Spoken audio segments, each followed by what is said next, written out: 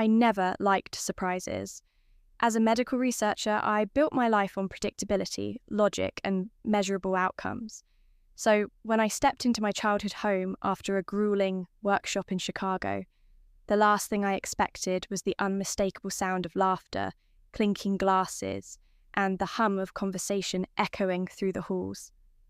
My name is Eliza Martin. I'm 29, and what I walked into that night felt like someone else's family reunion. The front door was wide open, balloons bobbed in the breeze, and a banner reading, "Welcome home, family," stretched across the foyer. My heart sank. Home? No one had told me about this. I dragged my suitcase inside, hoping I was mistaken, hoping I had walked into the wrong house or hallucinated from exhaustion. But no, this was my house, mine and my brother's, and it had been transformed into a party venue. Faces I barely recognised turned toward me. Cousins, aunts, uncles, their children. Everyone smiled, waved, then turned back to their conversations. I was a ghost walking among the living. No one rushed over. No one asked how my flight was. I weaved my way through the crowd, each step reinforcing the distance I had always felt from my family. My life, my work, the countless hours I poured into cancer research meant nothing to them. It always had. As I climbed the stairs to my sanctuary, my private second-floor space, I hoped to escape the noise, the dismissiveness, the forced small talk. But the moment I opened my bedroom door, I realised even that hope had been violated.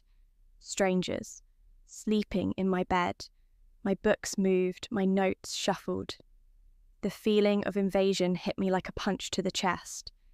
My safe space had been reduced to a guest room. No one had asked me, no one had warned me. And in that moment, I knew this wasn't just a misunderstanding. This was my family's reality, and my exclusion from it. I wish I could say this was the first time I'd felt like an outsider in my own family, but that would be a lie. It had always been this way. My brother Luke was the golden child. He sold insurance and lived 2 blocks away with his picture-perfect wife Erin and their twin boys. He showed up to family dinners, hosted barbecues, called our mum twice a week.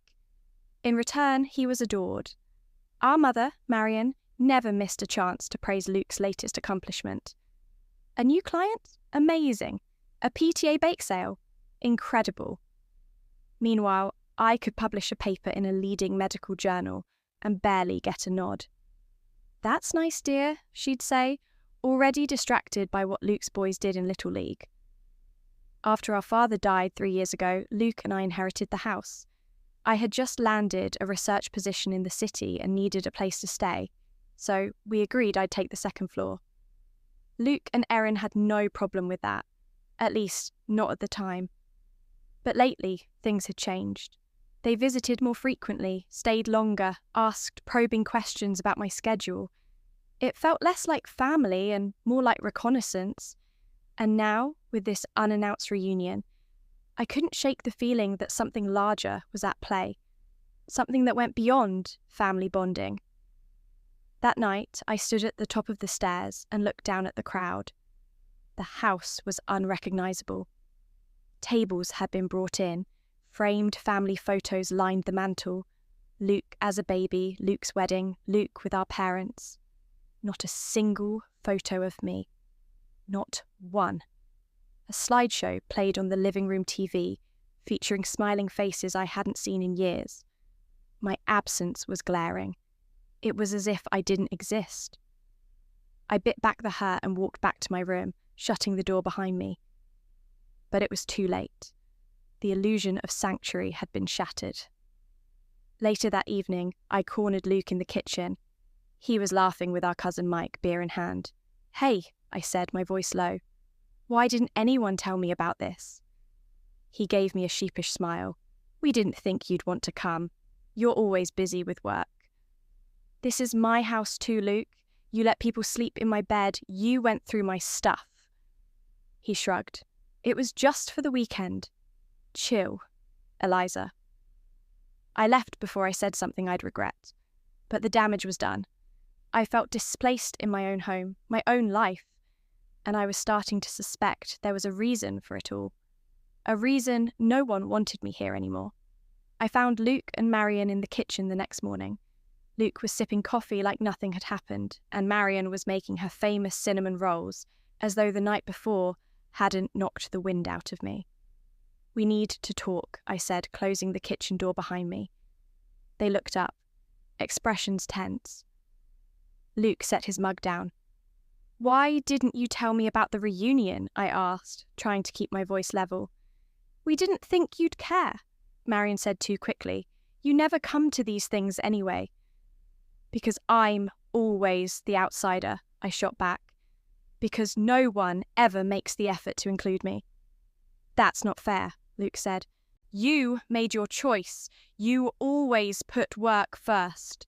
"And you never respected that," I snapped.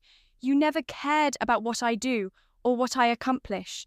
And now you're disrespecting my space, my privacy." "It's not just your house," Luke replied coldly. "We're co-owners." "So you invited everyone in without asking, let them sleep in my bed?" I could feel the rage building. "Or is this about something else, about pushing me out?" They looked at each other. "We were going to talk to you about that," Marion said finally. "Luke and Erin, they need more space. The twins are growing." "You want me to sell my half?" I whispered. Luke nodded. "We were hoping you'd understand." I stepped back. My suspicion was confirmed. They wanted me gone, but it wasn't going to be that easy. That night, I went into Dad's old office. Most of his things had been boxed up, but I knew he kept important documents in the bottom drawer. There, I found them. Refinancing applications, credit statements, a second mortgage, all in Luke's name. They weren't just looking for space. They were drowning. I confronted Aunt Clara later that evening. She was Dad's sister and always the one who saw through the noise. "Did you know they're in trouble?" I asked. She nodded slowly. "Luke hasn't said anything directly, but I can read between the lines. Erin quit her job last year. They refinanced the house they live in. So, this reunion wasn't about family," she said quietly. "It was about image, about making Luke look like the natural heir." I felt the betrayal settle in, but Clara reached into her purse and handed me something small. It was a gold locket. Inside, a photo of me and Dad on my graduation day. "He was so proud of you," she said. "Don't forget that." I held it tightly. I wouldn't. The next morning, I packed a bag, not to run, but to gather myself. I checked into a local inn, contacted a lawyer, and began to prepare. I wasn't going to let them push me out.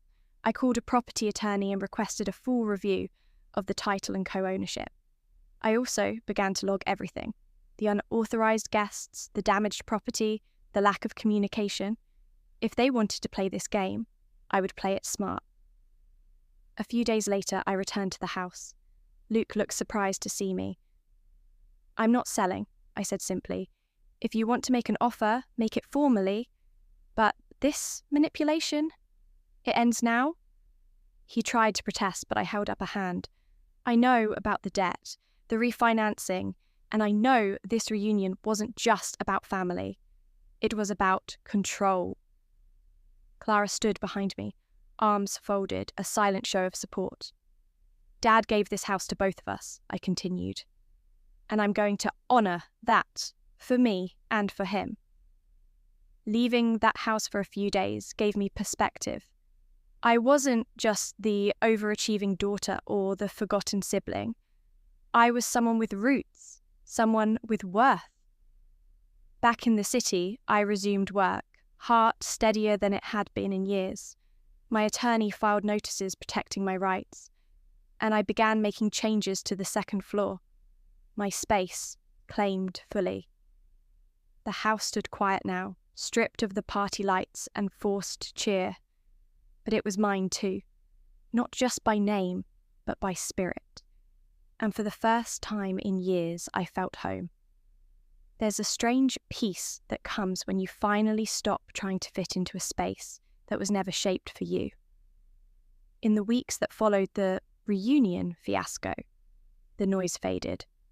The laughter, the chaos, The carefully curated slideshow meant to glorify a legacy that didn't include me. But what stayed was clarity. What settled into my bones like warm light was resolve. I didn't move out. I didn't sell my half of the house. Instead, I reclaimed it.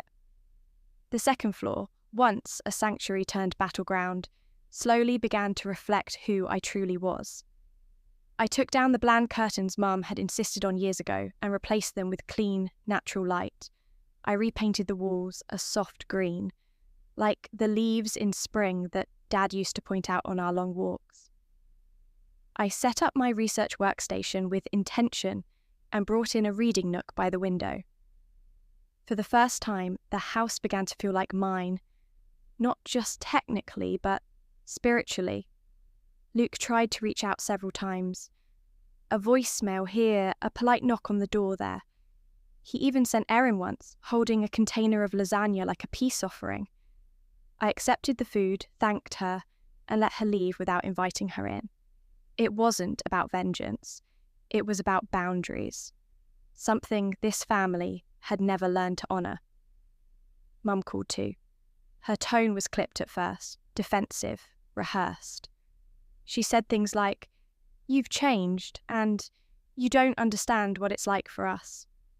I let her speak, then calmly told her that I was done shrinking myself to make others feel comfortable. I wasn't angry anymore, not exactly. I was just done playing the role they'd assigned me. And I wasn't alone. Aunt Clara became a steady presence in my life. We began meeting, weekly for tea. Sometimes she brought old photos of Dad, ones I'd never seen before. There was one of him holding me as a baby, his face lit up like he'd won the Nobel Prize. That photo now hangs on my bedroom wall, framed in soft wood just above my desk.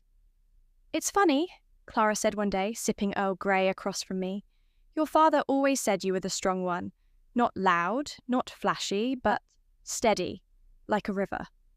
I didn't know how much I needed to hear that until the tears came, uninvited but welcome.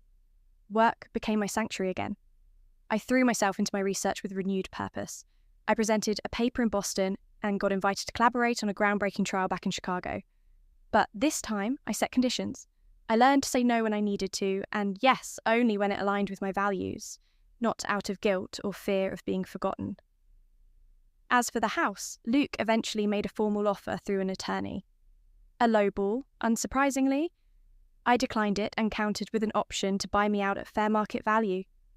He didn't respond immediately, and I could tell he was wrestling with his pride. But I no longer carried the weight of his feelings. That was his to bear. I wasn't angry at him anymore, just realistic. I realised that families often love in broken ways. They show up for what's visible, weddings, birthdays, career wins that can be clapped for. But they miss the quiet triumphs, the silent resilience, the invisible battles. And I, Eliza Martin, had won more of those than they'd ever know. On the 1-month anniversary of the reunion, I stood on the front porch with a cup of coffee in hand and watched the sunrise. The house was silent, the way I liked it. No footsteps, no forced laughter, no cousins in my bed. Just me and the warmth of a new beginning. I wore the gold locket that day, the one Clara gave me, the one with the photo of Dad and me at my med school graduation. I wore it not for nostalgia, but for affirmation, for proof that I had always belonged, even when no one else saw it. This wasn't just a house anymore. It was a boundary line, a sanctuary, a place where I rebuilt myself. And for the first time in my life, I didn't feel like a guest in my own story. I felt like the author,